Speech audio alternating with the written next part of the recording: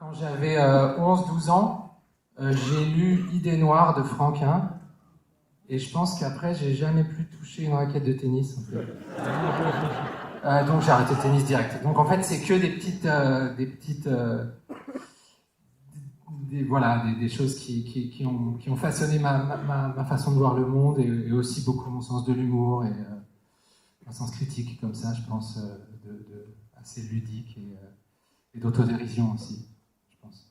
Alors quand on pense Thomas Bangalter et bande dessinée, forcément on pense tout de suite manga et on pense à ce clip culte des Daft Punk sur des dessins de Leiji Matsumoto, le père d'Albator, qui d'ailleurs nous a quitté l'année dernière.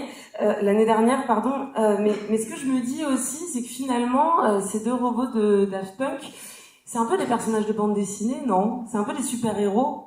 C'est des super-héros sans super-pouvoir, mais oui, finalement, c'est vrai qu'il y avait un truc comme ça sur l'anonymat, la création de ces personnages qu'on a fait finalement vivre un peu entre la réalité et la fiction. On pourrait penser à des mythologies comme ça de super-héros qui n'ont pas de super-pouvoir. La plupart du temps, c'est un peu fantastique, mais c'est vrai qu'il doit y avoir de ça aussi dans cet imaginaire qu'on invente comme un auteur ou comme un dessinateur de bande dessinée.